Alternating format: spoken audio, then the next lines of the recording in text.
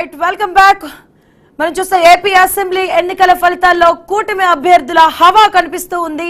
War one side గా కనిపిస్తున్న పరిస్థితి మనం చూస్తున్నాం. ఇప్పటి వరకు ఒక్కసారి మనం చూసుకుంటే ఇప్పటి వరకు గెలుపొందారు. టీడీపీకి సంబంధించి 21 మంది అభ్యర్థులు గెలుపు ఖాయమైనట్లుగా మనకి సమాచారం అందుతుంది.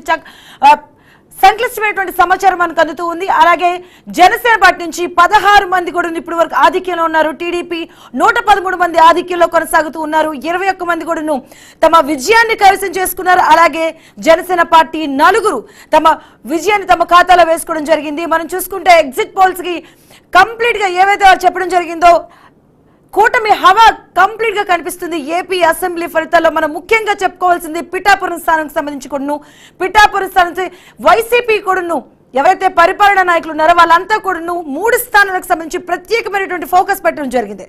అటు హిందూపురం కావచ్చు, పిఠాపురం కావచ్చు, అలాగే మంగళగిరిలో మహిళా అభ్యర్థుల్లో కూడా వారికి వైసీపీ నిల్చోబెట్టడం జరిగింది. వీటిపైన సర్వశక్తులు వడ్డించాయని చెప్పుకోవచ్చు. వైసీపీ కూడా ఈ ప్రతి ఒక్క ఏదైతే వైసీపీ సర్వశక్తులు వడ్డించిందో ముఖ్యంగా స్పెషల్ ఫోకస్ పెట్టారో కాపు నాయకులు కావచ్చు ఎవరైనా కూడా అక్కడ టీడీపీ హవా కూటమి హవా కనిపిస్తుంది. క్లియర్ కట్ గా మనం ఒకసారి గెలుపు చూసుకుంటే టీడీపీ 21, జనసేన 4 స్థానాల్లో కూడా తమ విజయాన్ని కైవసం చేసుకుంది. అలాగే మంగళగిరిలో నారా లోకేష్ ఆధిక్యాన్ని కొనసాగిస్తూ ఉన్నారు ఎన్నడూ లేని విధంగా. అలాగే అచ్చెన్నాయుడు కూడా టెక్కల నుంచి ఆయన ఆధిక్యంలో ఉన్నారు.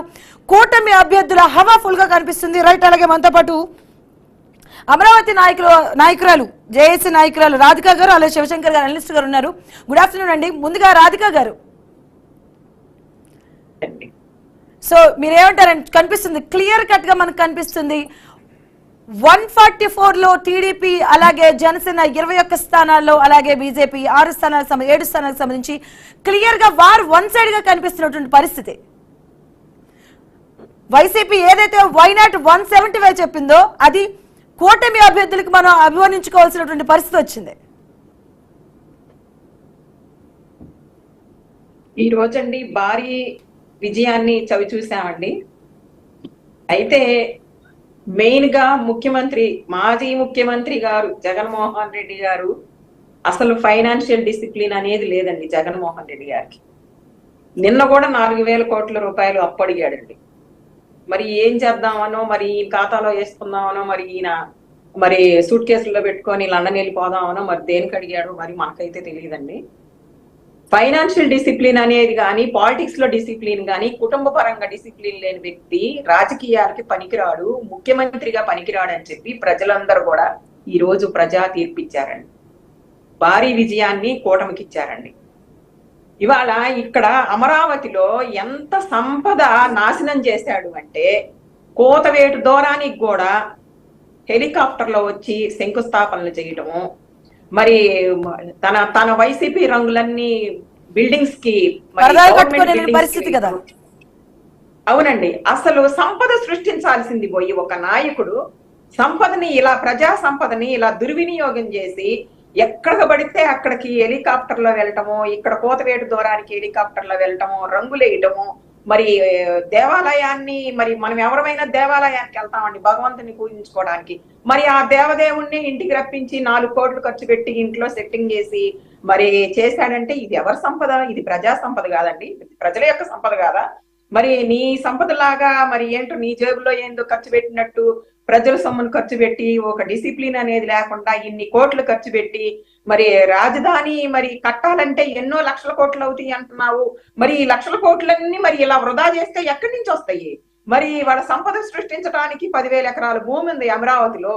అది చేతగాక, అది వినియోగించడం చేతగాక, మరి సంపద సృష్టించడం చేతగాక, పరిశ్రమల్ని తెప్పించడం చేతగాక ఇవాళ అమరావతిని నాశనం చేసి రాష్ట్రాన్ని 25 సంవత్సరాలు వెనక్కు తీసుకెళ్లి రాష్ట్రాన్ని ఒక అంధకారంలోకి తీసేసి ఒక దొంగ న్యూస్ చెప్తున్నా ఇంట్లో సంపద.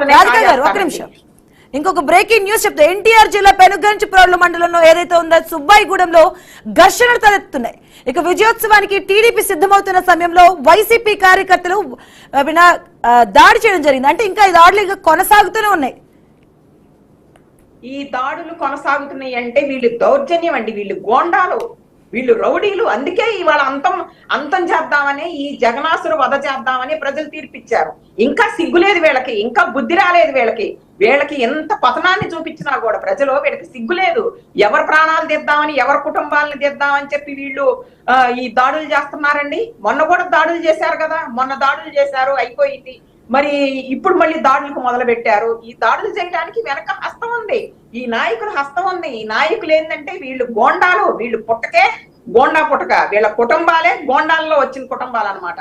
ప్రతి ఒక్కరికి చెప్పుతోటి, నిజంగా ఇందాక మరి ఆదిరెడ్డి వాసు గారు చెప్పినట్టు బాటా చెప్పుతో కొట్టారు వీళ్ళందరినీ. ప్రజలు కొట్టినా కూడా వీళ్ళకి సిగ్గనేది లేదు, వీళ్ళకి డిసిప్లిన్ లేదండి. డిసిప్లిన్ లేని కుటుంబాలండి ఇవాళ వీళ్ళకి. డిసిప్లిన్ లేదు. జగన్మోహన్ రెడ్డి వీళ్ళ నాయకుడికే డిసిప్లిన్ లేదు. వీళ్ళకుంటదా, ఈ మందకుంటదా, ఈ 151 మంది గొర్రెల మందకుంటదా డిసిప్లిన్?